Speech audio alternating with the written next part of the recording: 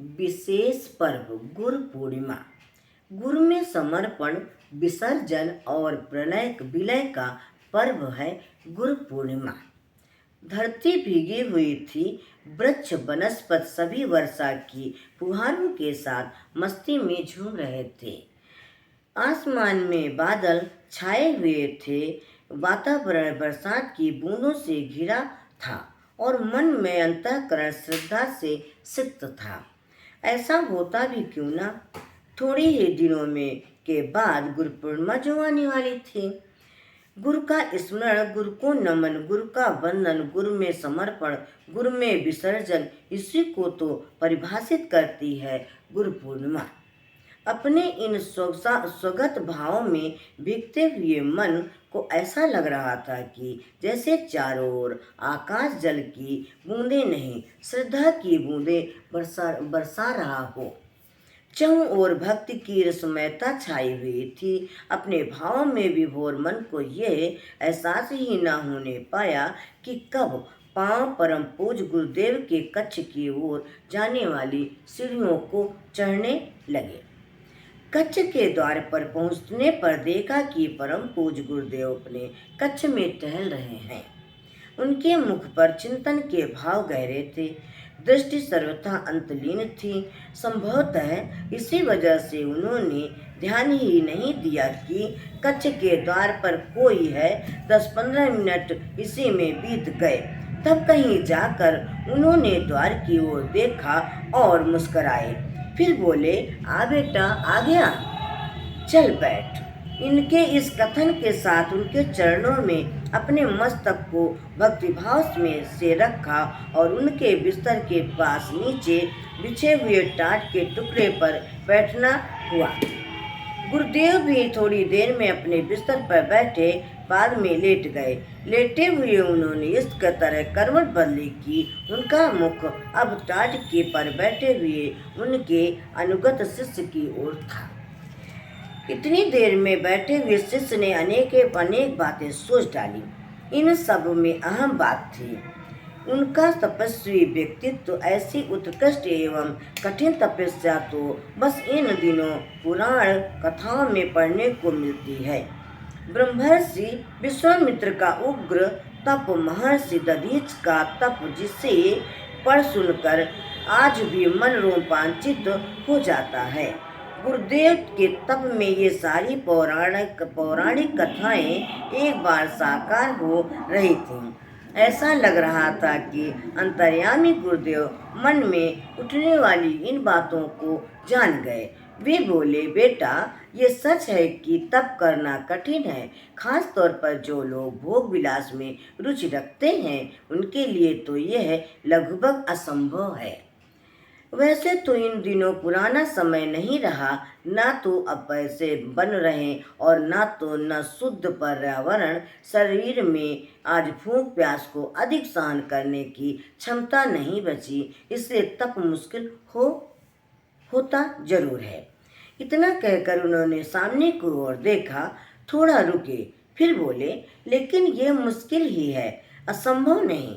असंभव तो नहीं, अभी भी ऐसे कई लोग हैं जो तप को सहजता से करने में सक्षम हैं, कर भी रहे हैं। पर बेटा, ऐसे ज्यादातर लोगों का तप स्वार्थ व अहंकार से बंधा है, कामनाओं से कलुषित है। इसका उद्देश्य ना तो आत्म कल्याण है और ना लोक कल्याण।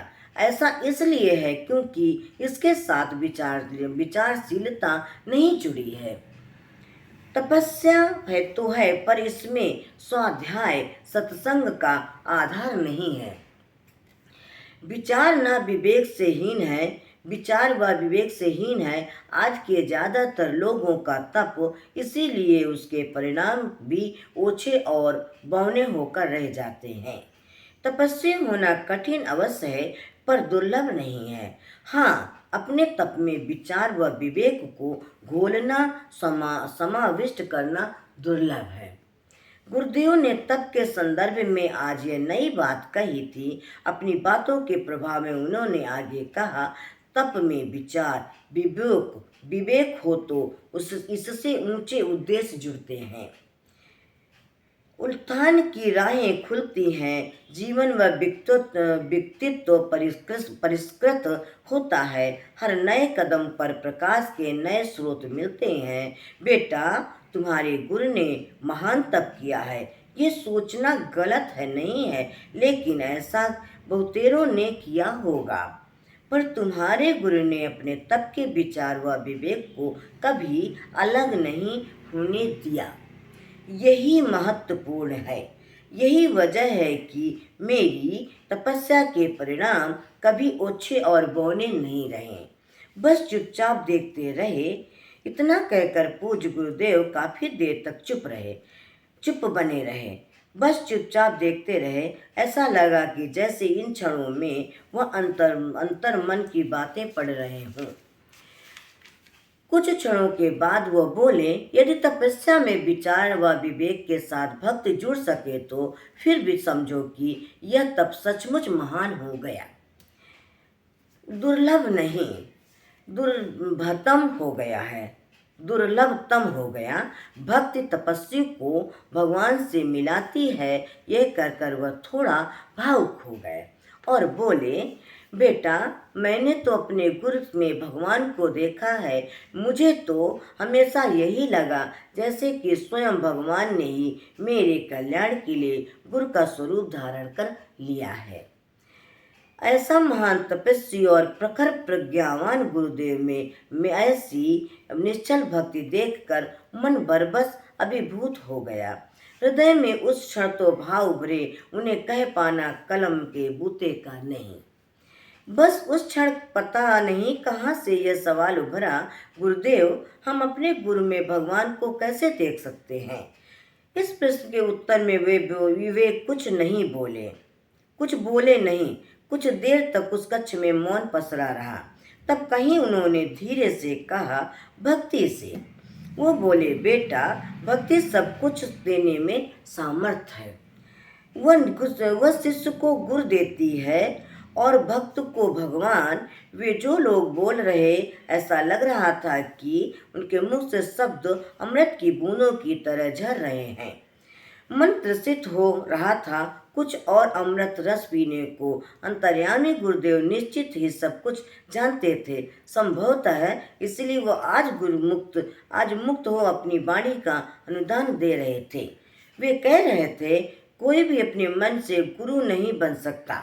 अपने मन से गुरु बनने वाले तो अपने साथ अपने अनुयायियों का भी विनाश करते हैं।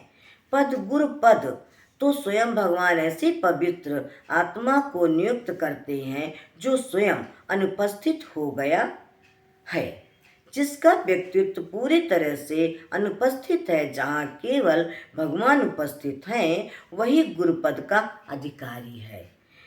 यह अधिकार उसे स्वयं भगवान सौंपते हैं। कभी किसी को अपने मन से गुरु नहीं बनना चाहिए, अन्यथा उसका विनाश निश्चित है।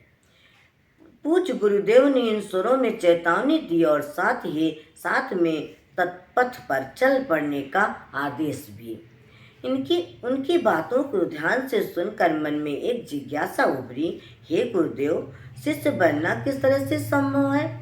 इस प्रश्न का उत्तर देते हुए उन्होंने बड़ी सहजता से कहा, बेटा, शिष्य वही है जो अपने व्यक्तित्व को अपने गुरु में समर्पित, विसर्जित, विलीन कर दे, जो स्वयं पूरी तरह से अनुपस्थित होकर अपने अस्तित्व में अपने गुरु को प्रतिष्ठित कर ले।